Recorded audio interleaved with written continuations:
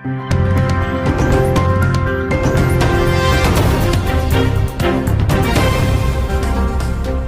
Jungle. Sir, आज औरंगाबाद में आपकी एक प्रेस कॉन्फ्रेंस हुई जी। जिसमें आपने बताया कि आपको मौलाना आज़ाद एजुकेशन ट्रस्ट का चेयरमैन नियुक्त किया गया है। जी, तो क्या कहेंगे इस बारे में? मैं हमारे जो ओरिजिनल ट्रस्टी है डॉक्टर रफ़ीक ज़कीर साहब के साथ में जो ट्रस्टी थे, जो पीटीआर पे पब्लिक ट्रस्ट में हैं, अजीज़ मुल्ला साहब, उन्होंने हमको अपॉइंट किया है चेयरमैन बोल के ट्रस्ट का और प्रेसिडेंट बोल के सोसाइटी का। ये चेंज रिपोर्ट हमने वकील अपने मुल्ला साहब खुद कोर्ट में आए थे, अपने वकील को लेके उन्होंने उनके सामने सिग्नेचर किया और हमको ये अपॉइंटमेंट दिया।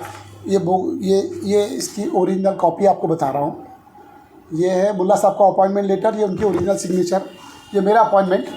ये हम लोग 4 लोग जो ट्रस्टी बने हैं, ये मोहम्मद नवीद रोगे साहब का है। ये अपॉइंटमेंट है अशरफ इब्राहिम अंजेकर का, आप देख सकते हैं। ये लेटर हम चारों का अपॉइंटमेंट लेटर उन्होंने एक साथ दिया सिग्नेचर करके, ये भी ओरिजिनल है। ये चारों का अपॉइंटमेंट लेटर है कि भाई पूरे लोगों को मालूम करने के लिए इकबाल कास्कर जो हमारे ये हैं प्रकार, ये कॉलेजेस को हमने इन्फॉर्म कर दिया कि अब ये आज से हम चेयरमैन हैं और ये जो लोग हैं इनको पूरे स्कूल कॉलेज वालों को बता दिया आज, और कल यूनिवर्सिटी में बता देंगे हम। ये चैरिटी कमिश्नर का स्टैम्प जो हमने चेंज रिपोर्ट दाखिल करी, उसकी सर्टिफाइड कॉपी है। ये हम अपने पास रखते हैं ताकि जब ऑफिस में देने के लिए हम उसकी सर्टिफाइड कर कॉपी ज़ेरॉक्स कॉपी देते हैं, ट्रू कॉपी बोले। ये तीनों चेंज रिपोर्ट है, आप पढ़ सकते हैं। ये जो अपॉइंटमेंट ऑफ ट्रस्टीज़ का है, इकबाल मोहम्मद प्रकार, डॉक्टर रऊफ सत्तार पठान, अशरफ इब्राहिम अंजलीकर और मोहम्मद नवीद रोगे। सर, कितने तारीख को कौन से साल में हुआ? ये अभी 18 तारीख को, जो कोर्ट चैटी के सामने 18 तारीख को हुआ है। 18 को डेट थी। तुम्हारा ये मेरा Rauf Pathan chairman of the trust, और जो चेयरमैन ट्रस्ट का चेयरमैन रहता है वही सोसाइटी का प्रेसिडेंट हो सकता है हमारे बायलॉज के हिसाब से। मेंबर अलग अलग है लेकिन प्रेसिडेंट कॉमन रहता है, इधर चेयरमैन और उधर प्रेसिडेंट रहता है। ये चेंज, ये पूरा ओरिजिनल सर्टिफाइड करके चैरिटी कमिश्नर लिया है। सर, सोशल मीडिया पे अभी शाम से एक लेटर वायरल हो रहा है जी, जो पहले के ट्रस्टी है वो जी, कह रहे हैं कि ये फाल्स। आपको हमने पूरा बताया। ये चैरिटी कमिश्नर के इस टाइम कोई फॉल्स लगा सकता है, मुल्ला साहब फॉल्स स्टेटमेंट दे सकते हैं जज के सामने। ये कायदे कानून की लड़ाई है, ये ट्रस्ट की लड़ाई है, इसमें कोई फॉल्स नहीं है। सर, जो लेटर जो सोशल मीडिया पे आया वो फेक है? फेक नहीं, मैं उन्होंने निकाला है, मैंने देखा नहीं है। लेकिन मैं ये बोल रहा हूँ कि अगर आप ये मेरे से सवाल पूछ रहे हैं कि उन्होंने मेरे पेज को फॉल्स बताया है या डुप्लीकेट बताया है, आपके सामने मैंने बता दिया है कि मेरे पास जो अपॉइंटमेंट है इसके सिवा ये ओरिजिनल सिग्नेचर के साथ नहीं बताया। उन्होंने क्या लिखा है वो मुझे पता नहीं है। उन्होंने क्या कर रहे हैं, मुझे अभी तक मेरे पास कोई ऑफिशियल लेटर नहीं आया, तो मैं कैसे बात करूँ? उन्होंने मुझे लिखेंगे तो मालूम पड़ेगा। अब उनसे मिलकर चर्चा करेंगे? अभी उनको मुलाकात करेंगे उनसे हम, भाई जल्दी से क्या, भाई क्या ये इश्यूज़ है, और हम बैठ के सॉल्व करेंगे। ये संस्था में जो है ना, संस्था को आगे ले आना है, यानी यही उसका उद्देश्य है कि संस्था आगे बढ़े, लोगों को चाहने वाले और शहरवासियों को आप क्या मैसेज देंगे, क्या कहेंगे? मैं पहली बार ये सोच रहा हूँ कि मेरे से ज़्यादा मेरे जो चाहने वाले हैं वो ज़्यादा खुश हो रहे हैं, जबकि ये पता है कि ये सोसाइटी को बहुत, सब ने, पत्रकार लोगों ने कहा कि इतने इश्यूज़ है उसके अंदर, आप इसमें कैसे क्या सर्वाइव करेंगे। मैंने कहा कि भाई ये जिम्मेदारी मेरे को ऊपर वाले ने दिया है, तो क्यों ना मैं इसे पूरा करूँगा, और इंशाअल्लाह हम कोशिश करेंगे कि जितने भी इश्यूज़ है वो सॉल्व करें। और ये डेवलपमेंट के लिए और क्या? सर, हमारा डॉक्टर साहब के नाम से हम MBBS कॉलेज का ख्वाब देखा है।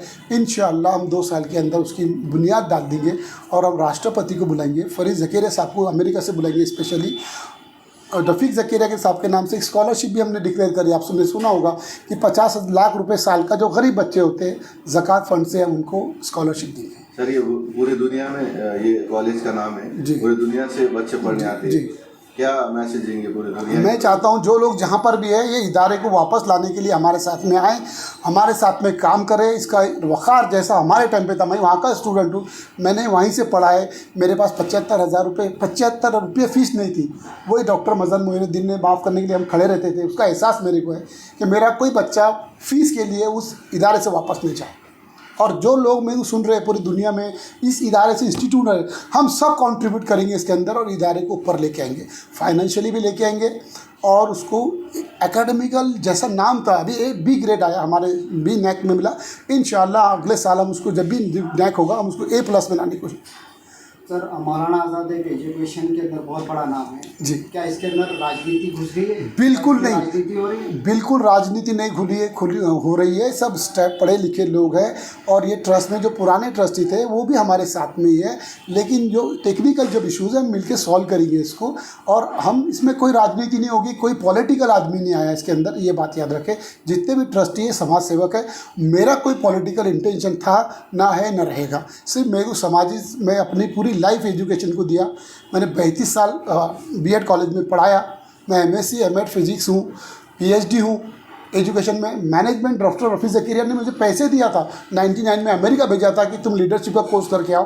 मैं वो कोर्स करके आके इंडिया वापस आया, खिलाफत ज्वाइन किया। मैं खिलाफत का भी ट्रस्टी हूँ, इनकी ही ट्रस्ट थी डॉक्टर रफ़ी ज़करिया साहब की, और वहाँ पे मैंने प्लान पास करने डाला हूँ। वहाँ पे मैंने पूरे जो टेनेंट थे दोनों को खाली कराया हूँ। जो डॉक्टर रफ़ी ज़करिया अपनी हयात में ख्वाब देखते थे कि दोनों टेनेंट मेरे इदारे से चले जाए, वो मैंने खाली कराया।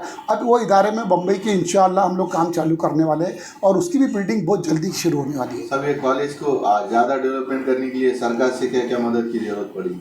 देखो, सरकार से जो हमारे एडेड स्कूल्स कॉलेजेस है वो तो हम लेंगे। सरकार हम कोशिश करेंगे कि गवर्नमेंट हमको परमिशन आसानी से दे। जो बंद कॉलेज हो गए हैं उसको हमको चालू करना है। कई लोग जी, तो क्या होता है कि जो इंस्टीट्यूट में फ़ायदा नहीं देता है तो लोग उसको बंद कर देते हैं। तो हम चाहते हैं कि वो इदारे खुले और ट्रस्ट में मैं एज ए ट्रस्टी चेयरमैन लोगों से पैसा ला के डालूँगा, उसमें से अपने ज़ात पे पर्सनल कोई खर्च नहीं होगा। मेरा पेट्रोल का भी उसमें से निकालूंगा नहीं।